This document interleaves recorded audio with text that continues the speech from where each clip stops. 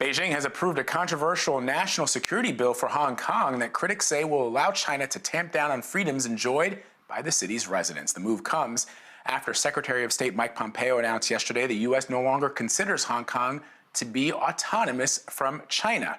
Ramy Inocencio is following all of these latest developments, and he joins us now from Tokyo. So, Ramy, officials in China will now begin to draw up the specifics of the national security legislation. What are we expecting it will include, and when will it go into effect?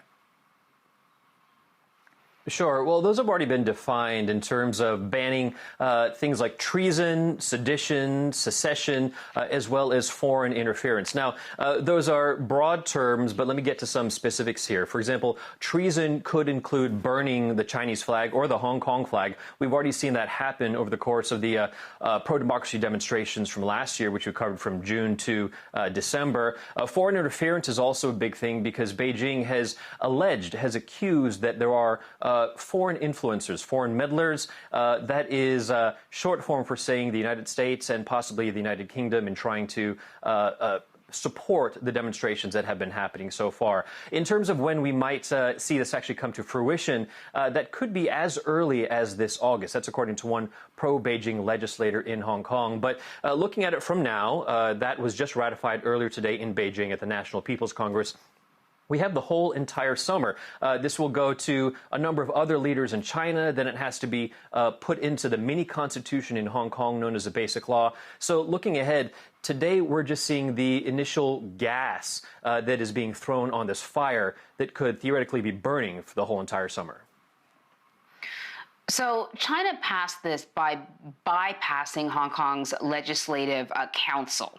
Can you talk a little bit about what's significant about that move? Sure. Well, basically, Hong Kong, the legislature, has been mandated by its constitution to pass this national security bill. So far, over the past several years, there has been deadlock in that legislature, in part because the pro-democracy legislators have gummed up the work, so to speak, even though the legislature is tilted towards Beijing by design. So because of the pro-democracy demonstrations from last year, Beijing basically has had it. And they are now stepping in, they have stepped in, and they're saying, we're going to take this into our own hands. We're going to force through this national security legislation from Beijing, and because there is this clause in the mini constitution in Hong Kong that allows Beijing to basically stick a new amendment into that, that is what Beijing is trying to do. Now, there are some legal scholars that are saying that this is not above board, but with that said, a lot of people in Hong Kong and a lot of people in China are thinking that this is going to happen regardless of the protests and the demonstrations that we've been seeing.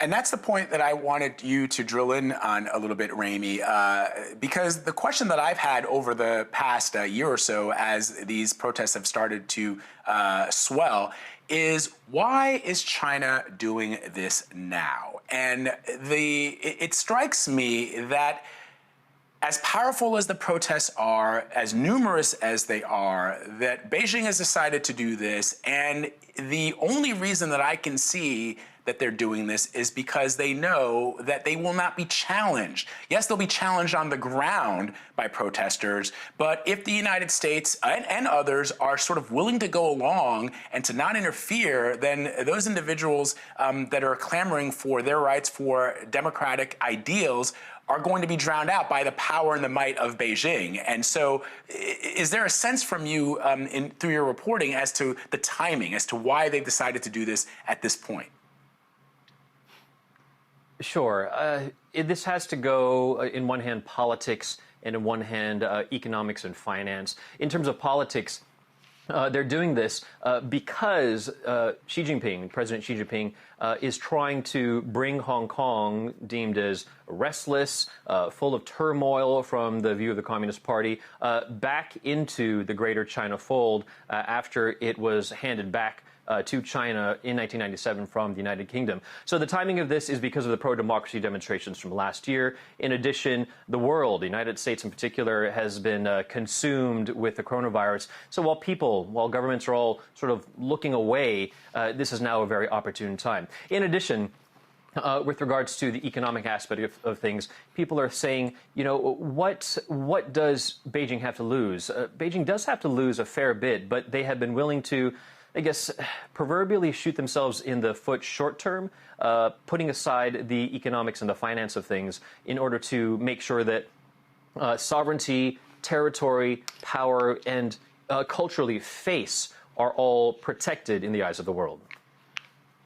So we mentioned in the throw to you that the Secretary of State, Mike Pompeo, says that the U.S. no longer considers Hong Kong autonomous when it comes to China, right? Yeah. I'm wondering if we've heard any reaction from Beijing to that statement and what that might mean when it comes to U.S. involvement.